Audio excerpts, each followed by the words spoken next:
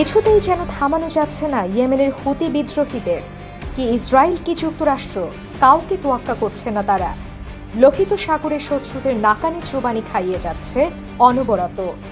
এবার একসঙ্গে যুক্তরাষ্ট্র ও ইসরায়েলকে লক্ষ্যবস্তু বানালো ইরান সমর্থিত এই বিদ্রোহী গোষ্ঠীটি। ইয়েমেনের আকাশে যুক্তরাষ্ট্রের আরও একটি অত্যাধুনিক ড্রোন ভূপাতিত করল ইয়েমেনের হুতি বিদ্রোহীরা। 1, 2, 3টি নয়, এ নিয়ে গোটা 22টি অত্যাধুনিক মার্কিন MQ-9 রিপার ড্রোন ধ্বংস করল ইয়েমেনের এই সশস্ত্র গোষ্ঠীটি। ইয়েমেনে যেন মার্কিন ড্রোনের জমদূত হয়ে দাঁড়িয়েছে তারা। হুথির সামরিক শাখা দাবি করেছে তারা ইয়েমেনের মারিব প্রদেশের আকাশ থেকে যুক্তরাষ্ট্রের একটি MQ-9 রিপার ড্রোন গুলি করে নামিয়েছে। হুথিদের সামরিক মুখপাত্র ইয়াহিয়া সারি এক বিবৃতিতে বলেন, আমরা যে কোনো আগ্রাসনের জবাব দিতে প্রস্তুত। ইয়েমেনের আকাশ আমাদের নিয়ন্ত্রণে থাকবে। মার্কিন ড্রোন ধ্বংসের রেশ কাটতে না কাটতে ইয়েমেন থেকে ইসরায়েলে ছুটে গেল হুতির ভয়ঙ্কর ব্যালিস্টিক মিসাইল। মুহূর্তে হাইফা, কিবিয়াত, আতা এবং পশ্চিম গ্যালিলি সহ গোটা ইসরায়েল কেঁপে উঠল আতঙ্কিত সাইরেনে। দেশ জুড়ে জারি হয় জরুরি অ্যালার্ট ও আতঙ্কিত হয়ে পড়ে ইসরায়েলিরা।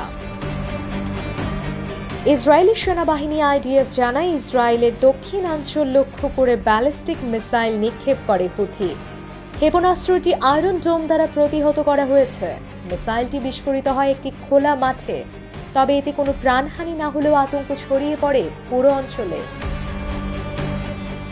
এ ঘটনায় ওয়াশিংটন জানিয়েছে, হুথিদের এই আগ্রাসন সহ্য করা হবে না। পেন্টাগনের এক মুখপাত্র বলেন, আমাদের বাহিনীর ওপর হামলা হলে তাৎক্ষণিক ও কঠোর জবাব দেওয়া হবে। ইসরায়েলও জানিয়েছে তারা যে কোনো হুমকি জবাব দিতে প্রস্তুত। ইয়েমেনের বিদ্রোহী যোদ্ধাদের ঘাঁটি লক্ষ্য করে সম্ভাব্য পাল্টা অভিযানেরও ইঙ্গিত দিয়েছে নেতানিয়াহুর দেশটি। তবে হুতি বলছে, ফিলিস্তিনিদের প্রতি সমর্থন জানিয়ে ইসরায়েলি মিসাইল হামলা চালিয়েছে বিদ্রোহীরা। গাজায় যতদিন পর্যন্ত আগ্রাসন চলবে ততদিন এই হামলা চলবে বলেও জানায় গোষ্ঠীটি। ইরান ও ইসরায়েলের মধ্যে চলমান আঞ্চলিক দ্বন্দ্বে হুথিদের এই ভূমিকা ক্রমশ স্পষ্ট হয়ে উঠছে। বিশেষজ্ঞরা বলছেন, এটি মধ্যপ্রাচ্যে বড় ধরনের সংঘর্ষের পূর্বাভাস হতে পারে। ইয়েমেন এখন পরিণত হচ্ছে একাধিক শক্তির প্রতিপক্ষের সংঘর্ষ মঞ্চে। জাতিসংঘ সহ বিভিন্ন আন্তর্জাতিক মহল এই ঘটনার নিন্দা জানিয়েছে এবং উত্তেজনা প্রশমনের আহ্বান জানিয়েছে। তবে পরিস্থিতি কোন দিকে মোড় নেয় তা নিয়ে দুশ্চিন্তায় রয়েছে বিশ্ব সম্প্রদায়।